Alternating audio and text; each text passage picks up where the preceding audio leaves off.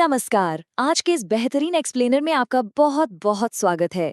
आज हम अपनी रसोई में मिलने वाली एक बहुत ही आम सी मीठी चीज पर बात करेंगे, जिसे हमारे प्राचीन आयुर्वेदिक ग्रंथों में एक अत्यंत शक्तिशाली और चमत्कारी औषधि माना गया है। जी हाँ, बिल्कुल सही पहचाना। आज हम बात कर रहे हैं शहद की, जिसे आयुर्वेद में मधु भी कहा जाता है। तो चलिए सीधे मुद्दे पर आते हैं और जल्दी से देख लेते हैं कि आज हम क्या क्या कवर करने वाले हैं। आज के हमारे इस यूजर मैनुअल में हम जानेंगे आयुर्वेद में शहद का असली महत्व, इसे खाने का बिल्कुल सही समय, किसे और कितना खाना चाहिए, कुछ बहुत ही जरूरी सावधानियां और अंत में इससे मिलने वाले प्रमुख स्वास्थ्य लाभ। भाग 1, आयुर्वेद में महत्व, जो सिर्फ मिठास से कहीं बढ़कर है। अब आप लोग सोच रहे होंगे कि इसमें ऐसी क्या खास बात है। देखिए, हम में से ज्यादातर लोग शहद को बस एक नेचुरल स्वीटनर या चीनी के विकल्प के तौर पर देखते हैं, लेकिन आयुर्वेद इसे केवल एक खाने की चीज नहीं, बल्कि शरीर को अंदर से संतुलित करने वाले एक बहुत ही शक्तिशाली माध्यम के रूप में देखता है। आयुर्वेद में इसके लिए एक बहुत ही खास शब्द का इस्तेमाल हुआ है, योगवाही। योगवाही का मतलब बेसिकली एक कैरियर, या समझ लीजिए एक डिलीवरी एजेंट।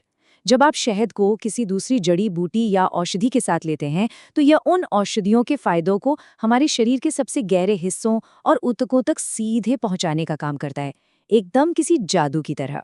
चलिए अब बढ़ते हैं दूसरे भाग पर। शहद खाने का आखिर सबसे सही समय क्या है?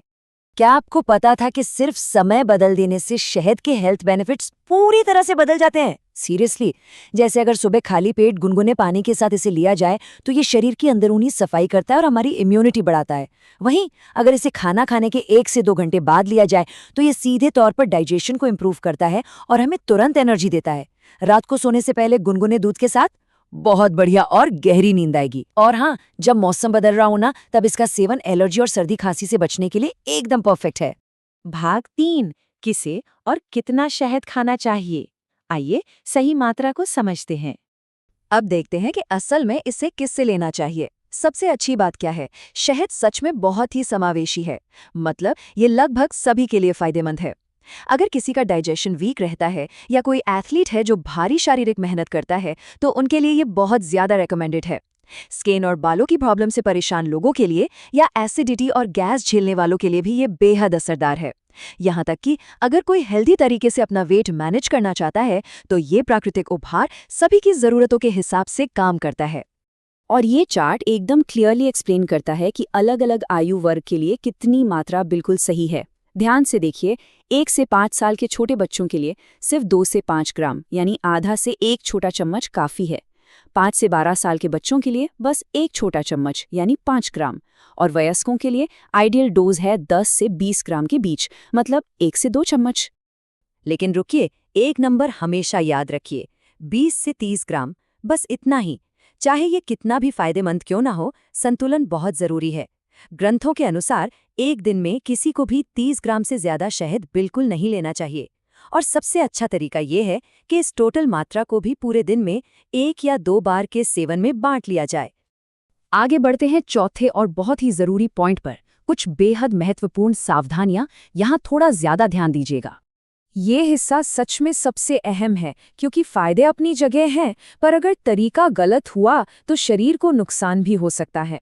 एक बहुत ही आम गलती जो अनजाने में काफी लोग करते हैं। सेफ तरीका सिर्फ एक है, शहद को हमेशा और केवल गुनगुने पानी या गुनगुने दूध के साथ ही मिलाना चाहिए। और अनसेफ यानी बिल्कुल गलत तरीका क्या है, इसे खौलते हुए गर्म पानी या अत्यधिक गर्म दूध में मिलाना। आयुर्वेद का ये एक बहुत ही स्पष्ट और सख्त नियम है, शहद को कभी भी गर्म न करें। नेवर हीट हनी, इसके साथ कोई समझौता नहीं हो सकता। बेसिकली शहद को सीधे आग पर पकाने या बहुत गर्म चीजों में मिलाने से इसके सारे नेचुरल औषधीय गुण पूरी तरह से नष्ट हो जाते हैं। और ग्रंथों के अनुसार गर्म होने पर ये पचने में कठिन और शरीर के लिए हानिकारक बन जाता है। तो प्लीज नो हीटिंग। एक और बहुत ही क्रिटिकल सेफ्टी वार्निंग, 1 साल से छोटे बच्चों को शहद बिल्कुल भी किसी भी हाल में नहीं देना है। माता पिता और देखभाल करने वालों को इस सख्त सीमा का खास ध्यान रखना चाहिए।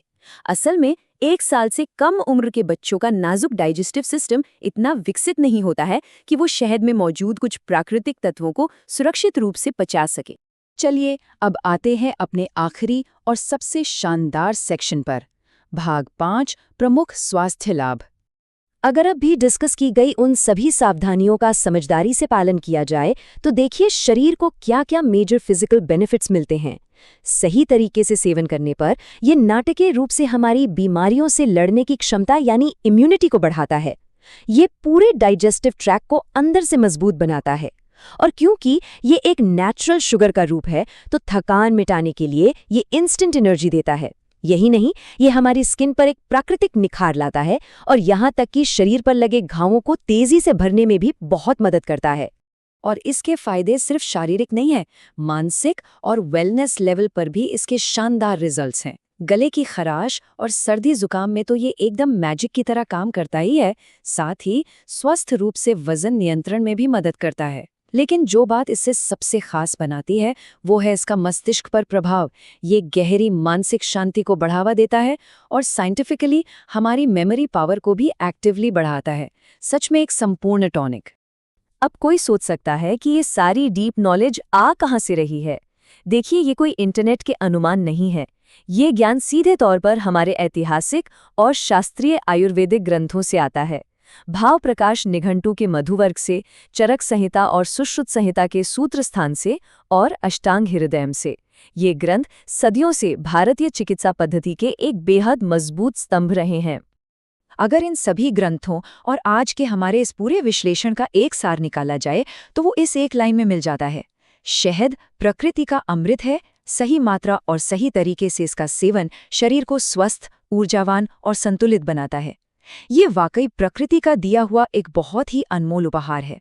तो इस पूरे विस्तृत यूजर मैनुअल को समझने के बाद आखिर में विचार करने वाली बात बस ये है, क्या इस प्राकृतिक अमृत का सच में सही तरीके से उपयोग हो रहा है? एक बार अपनी रोजमर्रा की आदतों पर गौर जरूर कीजिएगा। क्या इसका सेवन सही समय पर, सही मात्रा में और बिना गर्म किए किया जा रहा है? आज के इस एक्सप्लेनर में हमारे साथ जुड़ने के लिए बहुत बहुत धन्यवाद। इसी तरह नई बातें सीखते रहें और ज्ञान के साथ अपने स्वास्थ्य को संतुलित रखें।